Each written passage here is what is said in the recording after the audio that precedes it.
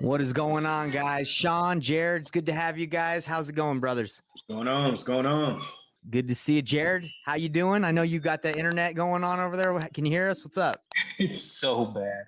It's choppy. It's Well, going hey, great here. Perfect. Well, hey, we're going to plow through this thing. Hey, if everybody's watching this, my name's Nathan Payne. I've been in the industry for about 7 years now. I've done hundreds of wholesale deals. And what we're going to be talking about today is how to get leads for wholesaling real estate. That's who I am. Shaun, tell us who you are. Guys, just quickly, I'm Shaun Young out of Atlanta, Georgia. Been in the business now for a little over 10 years. I've done hundreds of deals, coached dozens and dozens, well, actually hundreds of students now. And we're here to help you guys out here today. I love it. All right, Jarrod, if you got that, tell us who you are. Yeah, I'm Jarrod Frankum. I've been wholesaling since 2019. Done tons and tons of deals. I don't know exactly how many, but because of wholesaling real estate and buying real estate, it's afforded me to be able to live in South America. Absolutely love it. Dude, you're in South America. I'm moving to Canada. We're going to be outside of the country. My house actually just went under the due diligence period just ended today. So earnest money's going down, going to get hard. And yeah, that's exciting. You're in Brazil, Canada. Shaun, you're in Atlanta, right? I'm in Atlanta. Bro, Atlanta's perfect too. No plans of moving out of the country just yet for me. Stay where you are, man. Stay where you are. I love it. So, hey, again, everybody, why would you tune in these calls? Well, we've been doing real estate for a long time, and we like to get together because we all have different experiences and we all have different things that have worked for us. So today we're going to be discussing, in our opinions, what's the best way, how to get leads for wholesaling real estate. We're going to break down what we suggest you should do, what we're telling the people we work with. And our promise to you guys is by the end of this call, you're going to know exactly what you should do, which works best for you to go and get some leads, because it all starts with leads. It all starts with conversations. So if you don't know how to start talking to sellers or who to talk to, this is where you should be. So let's dive right into it, guys. This is a really important thing, right? An important topic, because really without a seller to talk to, without a lead, you really got nothing, right? Absolutely nothing. Nothing at all. You got to have them leads, man. This is a marketing game. This is a marketing and sales. So with that being said, you definitely need leads. So I want to ask you guys a question. So a lot of people say that, right? This is a marketing sales business. I feel like a lot of people that get in this business don't really think that, right? They don't think this is marketing at all. At least when I started, I just thought it was all real estate, baby. And all I had to do is, flip a house or just focus on real estate, not marketing. So Shaun, when did you realize, and Jarrod, when did you guys realize this was just like a marketing heavy business? Yeah, man. Like right from the jump, actually, man. Like I said, once I got started, I had a little dip in my productivity, and it was due to my lack of having systems in place and having a follow-up, having a path to that follow-up. So it's super important that you have those things in place. Wholesaling doesn't have to be complicated or lonely. Join my free Facebook group, Payneless Flipping, Wholesaling Real Estate Simplified, where we're building a community of wholesalers crushing their goals. You're going to get access not only to free training, but tools and even one-on-one help to land your next deal. The link is in the description, so don't miss out. But anyway, so for me, Shaun, so when I first started, I didn't know anything about marketing, right? I didn't even think it was that important. So I thought it was all like having conversations with sellers, and you had to be like an amazing sales guy and have the best conversations, which is really important. But what I did is I focused so much on getting good at the conversation and the sales process, and I didn't think leads was an issue. I was like, man, maybe I'm just not that good. But then as I got better at sales, I realized, man, I barely have any leads. I barely have anybody I'm talking to. So that's when I realized, oh my gosh, I've been focusing on something that's important, but not the wrong thing. You don't have any leads, it's going to be really hard to convert. So right. Shaun, tell me about your experience with marketing. Like what was the first thing you did to start generating more and more leads? And I'll talk about my experience, and we can even go into what we're doing now, what we suggest. Sure, guys. A good thing to do especially when you're getting started is list generation. You want to be able to go out and pull, big lists.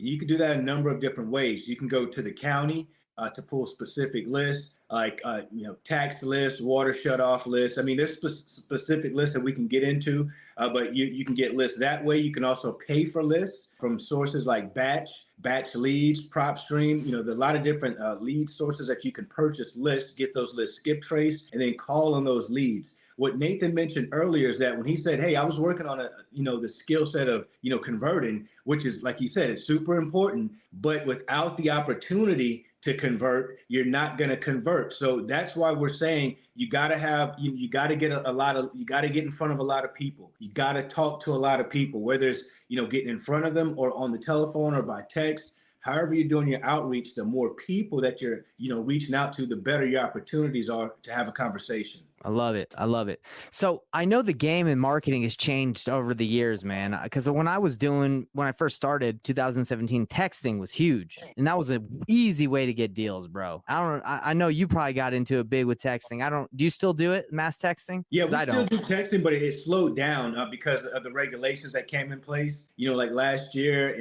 and then like of course at the beginning of this year, they really started to crack down on it. So we've gone a different route, but like you say, we go through waves. When I actually first got started, the big thing was mailers. I literally spent like $320 on mailers on my first mailing campaign and ended up getting 7 deals closed. I got 11 deals under contract and closed 7 of those with $325. Could you do that today? I don't think so. That's freaking insane. You spent $325 and got 7 deals? 7 deals closed. Absolutely. Bro, if it was that easy now, that would be the greatest thing in the world. 100%, 100%. And so, the reason, go ahead, Nathan.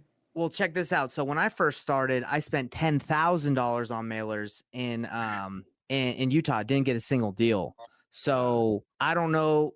Market is really important too, right? Market who you're sending the mailers to. It's not just like, hey, do you want to sell your house? And you're going to get someone be like, yeah, I'm ready to sell. Let's talk. It's not always that case, right? You got to make sure you're hitting the right people. So when it comes to getting leads, there's so many different strategies, right? So I think, you have to be dialed in on a strategy that you want to get good at and you want to master, because there's so many different ways to go get leads. You can be the pre-foreclosure guy. You can be short sale person, the guy. You can be the tax lien person.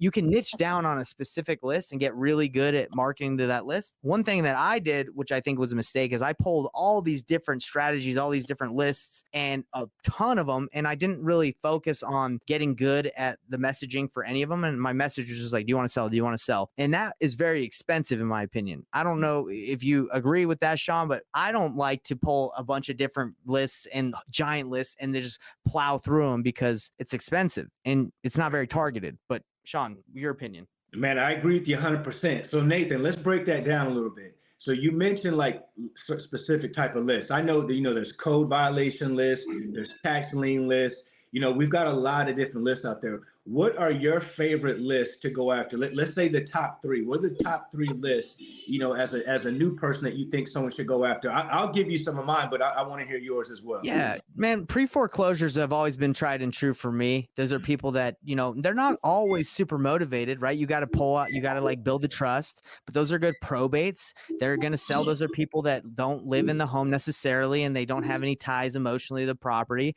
And absentee owner is always a tried and true, but absentee owner also usually have to go through quite a bit of data to get somebody. So it really just depends on your strategy. If you're, in my opinion, if you got a big cold calling team and you got to feed them, you got to have enough leads to do that. So that's absentee owner, that's bigger list, high equity. But if you're a smaller team and you can go target people specifically, it's probates, pre-foreclosures, tax liens, where the lists are smaller, but you can get better, you can target them better and get a hold of them better. That's my opinion. So those are the 3. What about you, Shaun? Man, I agree with you 100% with what you just said. I'm glad that you pointed that out because a lot of people do just kind of go big and they say, you know what, I'm just going to go pull a vacant list.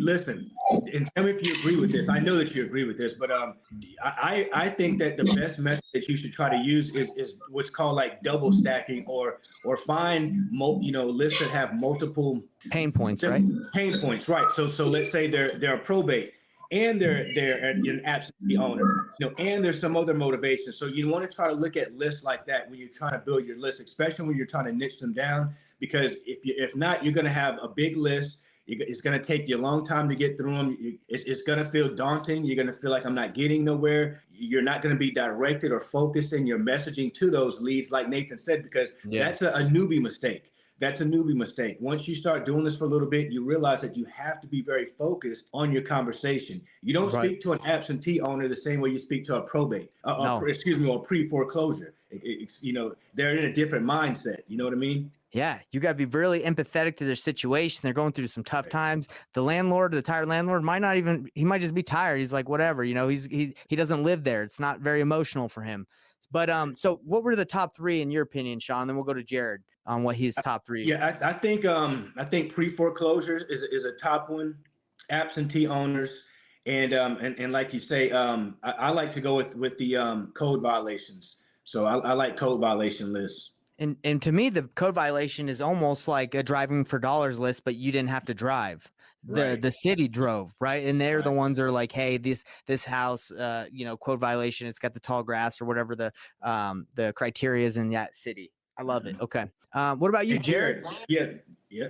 I'll unmute Jarrod. Jarrod, what's Yeah, up? mine is driving for dollars, driving for dollars, driving for dollars, driving for dollars. That's my favorite list, no question. Love it. Wow, driving for dollars. Huh? That list is much harder to get, but it's even better for someone who's just getting started. In fact, my first 4 or 5 deals were straight from skateboarding for dollars. In fact, I didn't even drive. The reason I Really? like that is guarantee the condition piece of the motivation.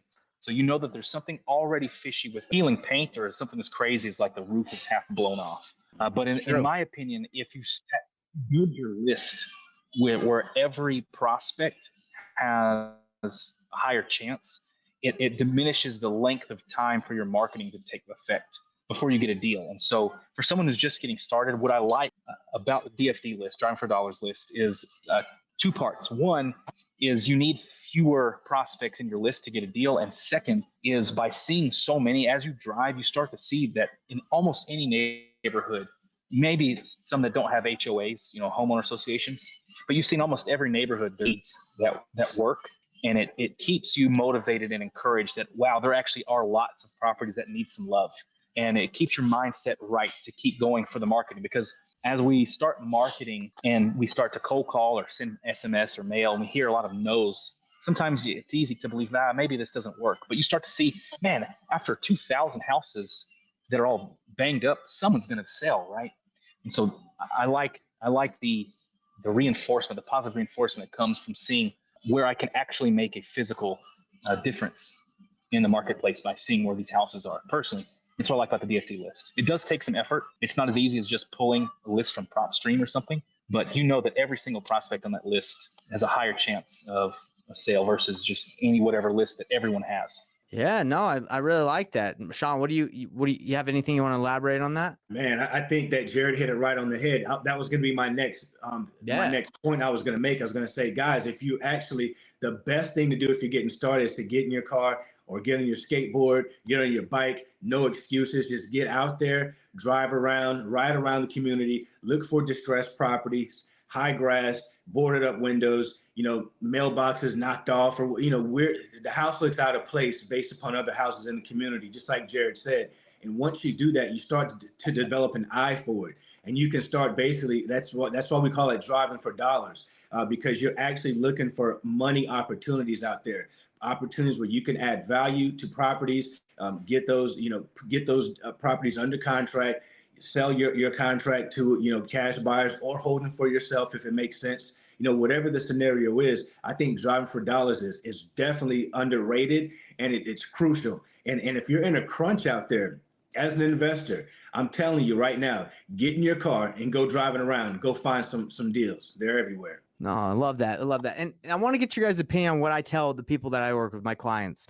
So this is a strategy I use, and I think it's like driving for dollars with purpose, right? Because sometimes when you drive for dollars, you'll let me go hit that neighborhood, let me go over there. I don't really know where I'm going. Let me just drive around, right? I don't know if you guys have ever done that, but that's how I did it when I drove for dollars. I was like, let me just drive. But what I tell people to do is I say, we're going to pull the pre-foreclosure list. You're going to hit up everyone on that list, and your goal is to get a hold of literally everybody. Okay, that's your goal. Not to see who cares if they want to sell or not, just get a hold of the right person, right? So once you can get a hold of that person, you can then determine, okay, does that person want to sell or not? Now, if you can't get a hold of that person, all the numbers are disconnected or whatever, the next step is go knock on that door, go leave a note on their door. And then while they're out going to do that, take that action, then as you're driving, you see other properties in that area, and then you mark those and you add those to your list. So you're going with a purpose to a property to get a hold of someone that you've not been able to connect with, and then you mark as you go, leave a note, knock the door, and you're building up your list that way. So it's strategically like you're killing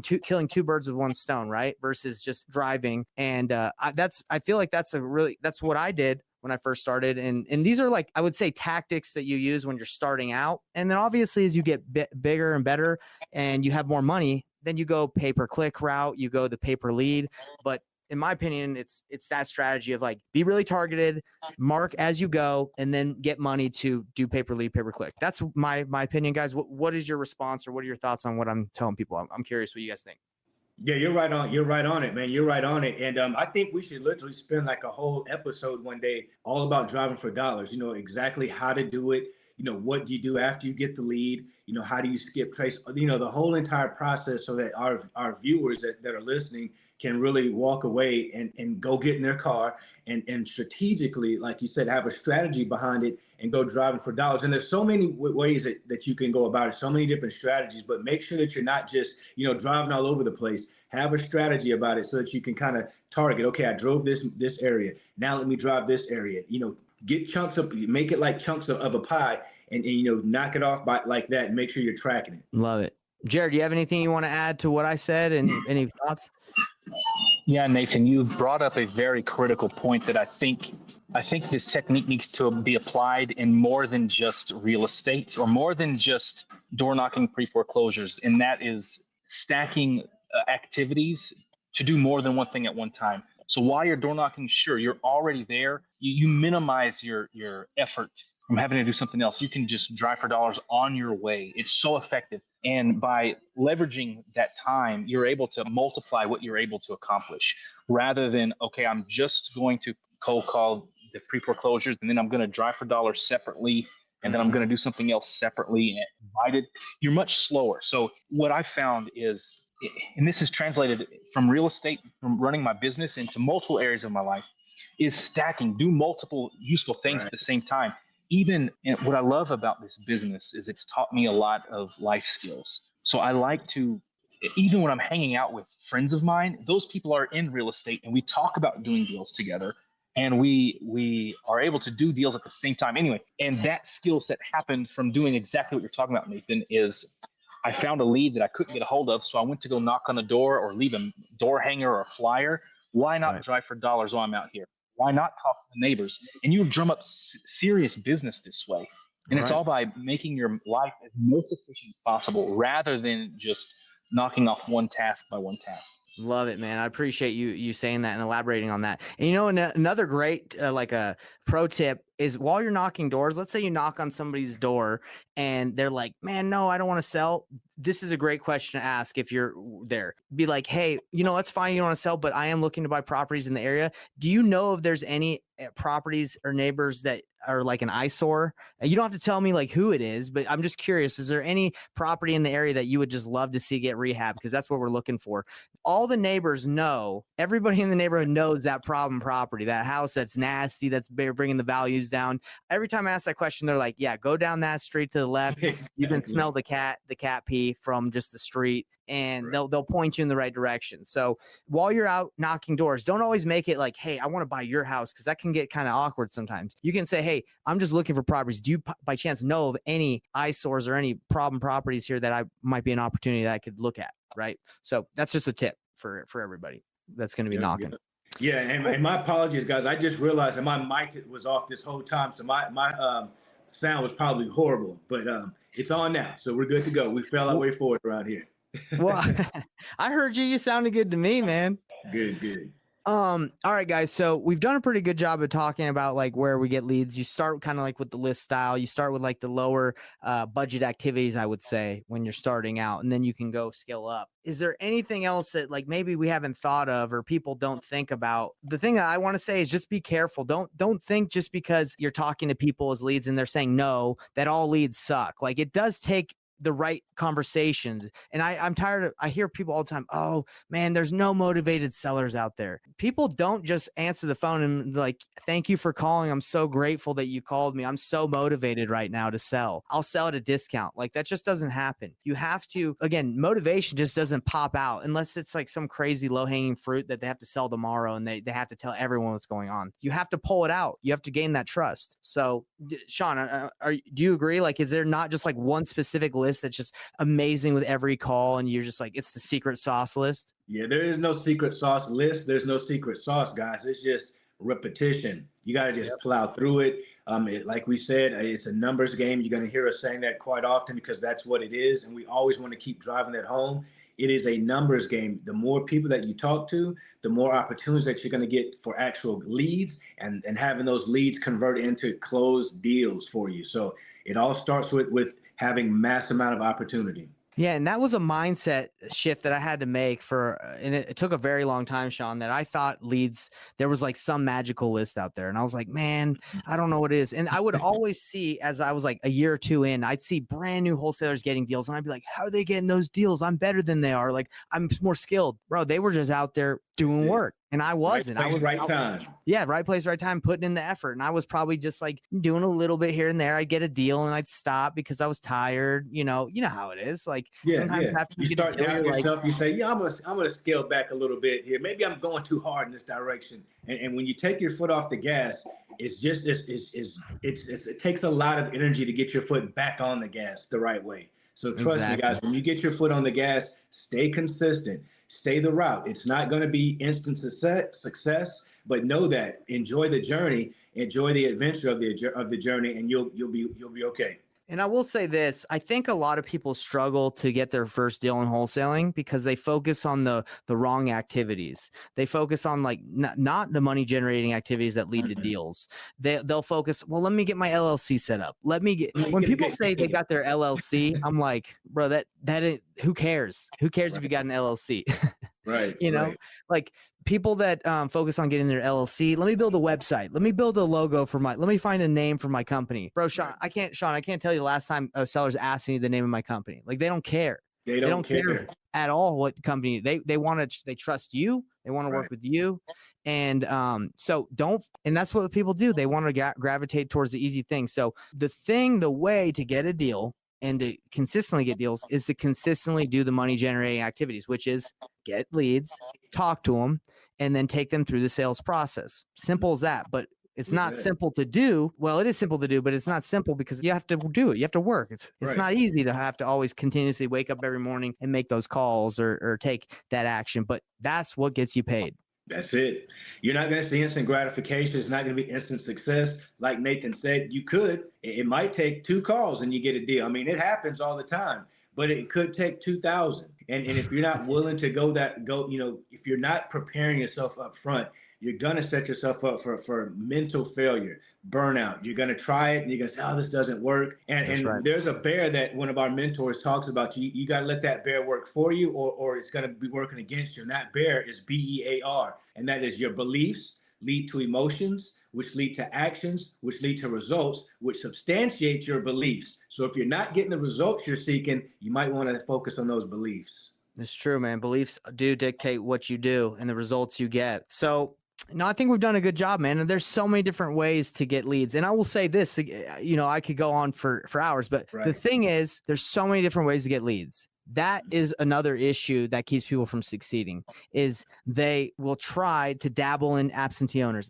This doesn't work. Let me dabble in tax liens. Let me dabble here. And they just try a little bit of everything and it's not enough and it's not consistent enough and they don't see the results and they're like, this doesn't work. Where if you just stay focused on, let's just say probates, just pull the probate list, stay consistent, keep mailing, keep calling, keep reaching out to those people with the right messaging. You're going to see results because people in probates, they're going to sell that are going through probate. So would you agree on that, Shaun? 100%. When you're first getting started, you want to go an inch wide and a mile deep. You don't want to be a mile wide and an inch deep and everything. You're not doing anything. It's just a waste of time. Remember that, an inch wide and a mile deep, and that'll save you some time and money. That's good. And saving money is so important in the beginning, dude, because like me, 10K deep. I went, what is that? That's wide and deep. I went wild. 10K in mailers when I first started, didn't get a deal. First of all, because I didn't really know how to have that conversation. So I was too ambitious with the spend and I didn't really know how to spend it. Maybe I sent the wrong materials, maybe I sent the wrong list. Like be careful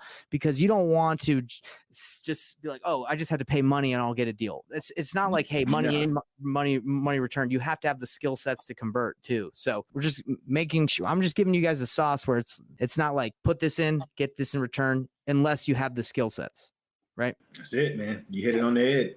All right, Shaun. Well, do you have anything you want to say? I know Jarrod's been in and out. We appreciate his support. Next time, hopefully, his internet will be a little bit more consistent, like we're talking about. Indeed. Yeah, absolutely. Yeah, man. Guys, just on our final parting words, just go out there and make it happen. Be consistent. Stay focused. Like Nathan is saying, man, don't waste your time on things that make no sense at all. Like thinking of a good name. You're spending 2 or 3 weeks thinking of a good name. You ask all your family and friends. You make up 2 or 3 logos. You get all their opinions. These things don't matter. No one cares. Your family and friends are not going to be the ones that make you, that are going to change your lifestyle. It's going to be your business and your business acumen and how you operate your business that do those things. So put yourself in the position to learn, grow, get yourself a coach, get yourself a mentor, and you'll be better suited to success that way. Bro, that's so funny, man. I remember when I started my business, I spent like you just said, 2 weeks, logo everything on my business, thinking I just made the best name that people were going to search. Oh, it's so ridiculous. Well, hey guys, Nathan Payne here again, Payneless Flipping. Go to paynelessflipping.com if you need any help. That's what I do. I focus on working with people to help them get their first or next deal. We walk people through their deals. So truly a one-on-one mentorship where we hold your hand. That's what I do. And Shaun, where can they reach out to you if they need any of your services on the VA front? Guys, if you guys are looking for a professionally trained, monitored, managed virtual assistant that'll help you, scale your business up without spending a ton of money, head on over to reiworldsolutions.com. Let me know that you saw me here with Nathan. Take great care of you. All right. Later, guys. We'll see you next week. We do this every week. Hope to see you, and please come with the questions. If you're watching this live, give us a like, subscribe, and leave a comment saying where you're watching this. And if you're watching it later on, do the same thing. Like, subscribe, and we'll be answering your questions. That's why we're here for you. All right, so here's your next step, everybody. Join my free Facebook group called Payneless Flipping, Wholesaling Real Estate Simplified. If you're ready to take action and close your deals faster, this is where you need to be. You're going to be getting live trainings, free resources, and support all along your way. Link is below in the description, so just click it there. And don't stop there. Watch the next video here to learn more about wholesaling strategies that will help you get your next deal faster. Click it now and let's keep the momentum going.